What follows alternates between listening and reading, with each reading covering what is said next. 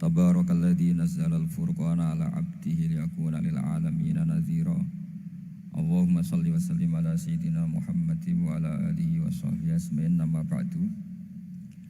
Yang sangat saya hormati Habib Hasan Toha Putra Al-Munawwar, Bapak Rektor, Bapak Direktur RSI, semua pengurus yayasan yang saya hormati, juga teman-teman baik yang putra maupun putri yang kami hormati.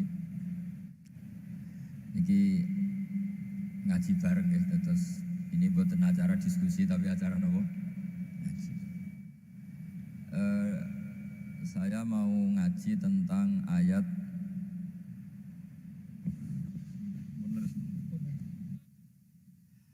Qul bi fadlillahi wa bi rahmatihi fa bidzalika falyafrahu. Ajarkan Muhammad atau katakan Muhammad pada umatmu, sebaiknya atau seharusnya mereka hanya gembira dengan melihat fadlnya Allah dan rahmatnya Allah. Ini harus kita pahami mulai dari konstruksi yang paling pokok, yaitu akidah. Dua ahwal, ahwal itu satu perilaku sosial. Tiga mutammimat, sesuatu yang tidak pokok tapi kita butuhkan dalam mengawal hidup ini. Saya beri contoh, orang itu sampai maksiat itu karena cari kesenangan. Misalnya baru penat itu, ingin seneng, ada orang yang macam-macam lah, ingin melihat maksiat, apa itu pornografi, apa nyabu, apa macam-macam. Itu sebetulnya agama punya konsep yang luar biasa, yaitu seharusnya seseorang itu gembira dengan ketaatan. Lalu pertanyaannya, caranya gembira gimana? Gembira itu mudah. Jadi misalnya kamu sujud sama Allah Subhanahu wa taala. Terus cara berpikir begini, ini sekaligus ijazah. Cara berpikir begini. Ya Allah, ini kata Sayyidina Ali, kafani izzan an akuna laka abdan wa kafani fakhron an takuna li robban. Ya Allah, betapa sialnya saya andaikan saya jadi budak dari makhluk yang sama. Misalnya sampean itu seorang kiai atau rektor atau doktor atau orang terpelajar, kemudian kamu jadi budak atau hamba dari makhluk yang setara, betapa hinanya saya. Maka kata Sayyidina Ali, ya Allah, saya ini cukup bahagia, cukup bangga karena jadi budak, jadi hamba dari zat yang super atau yang maha super. Gini kok Allah Subhanahu wa ta'ala. Sehingga ada kebahagiaan yang luar biasa karena menjadi hambanya Allah Subhanahu wa ta'ala. Setelah bangga dengan jadi hambanya Allah, maka kita akan malu. Malu misalnya, kok saya bahagia itu nunggu melihat pornografi, melihat maksiat. Itu terus menjadi malu. Kenapa saya bisa didikte oleh hal-hal seremeh itu? Ya, kita malu karena didikte oleh hal-hal yang seremeh itu. Karena kita didikte oleh nafsu. Jadi izzatun nafsi, satu harga diri seseorang itu harus dihidupkan untuk hanya tunduk kepada Allah Subhanahu wa ta'ala. Sehingga Nabi itu melatih satu logika tarkul ma'asi.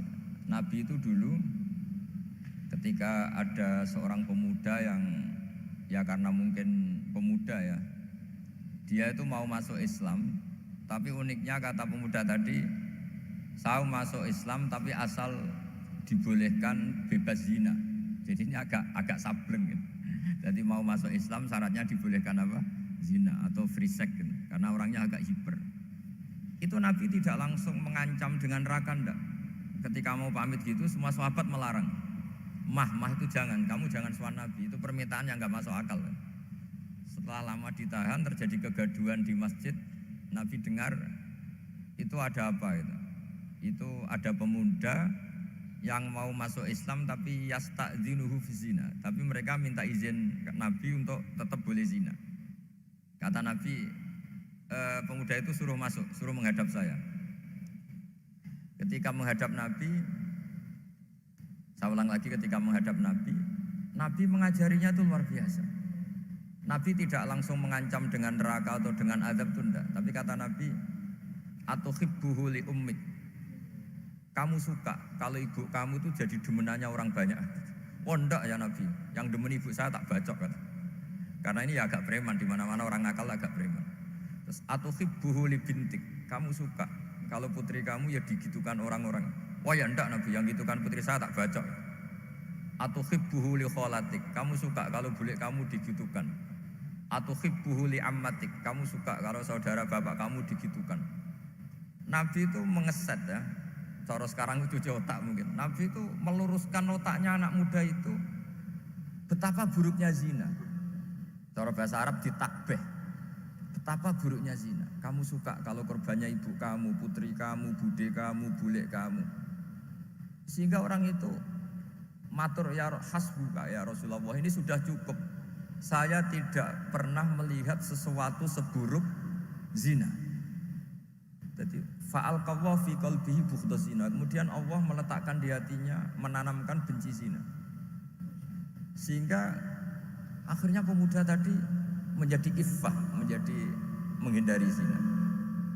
Artinya begini ya, ini mungkin yang lolos dari para kita sebagai dai, kita tidak belajar banyak tarbiyahnya Rasulullah Shallallahu Alaihi Wasallam. Jadi kalau kita benci maksiat itu jangan hanya ditahdzir, ditakutkan neraka itu enggak, jangan hanya itu, tapi di logika. Ini Pak, Oh iya. kurang dekat. Jadi kalau kita menghindari maksiat itu selain karena takut azab, itu ada logika, ada rangkaian pikiran yang menjadikan kita anti satu perbuatan apa maksiat. Jadi misalnya gini ya, kira-kira ginilah kalau contoh gampang itu. Ada orang gitu ya, nyanyi dengan pakaian yang mungkin pornografi gitu. Mungkin pemuda-pemuda ingin melihat itu, tapi bisa diobati gini. Kok enak ndekne mergawe kok tak bayari, aku kehilangan duit. Meskipun dengan logika yang agak serampangan, yang penting menjadi kita ini punya harga diri untuk tidak tergantung hal-hal seperti itu. Sehingga Nabi itu cara menggambarkan tadi mulai atuhibbuhu li ummik. Kamu suka kalau ibu kamu jadi demenannya orang lain.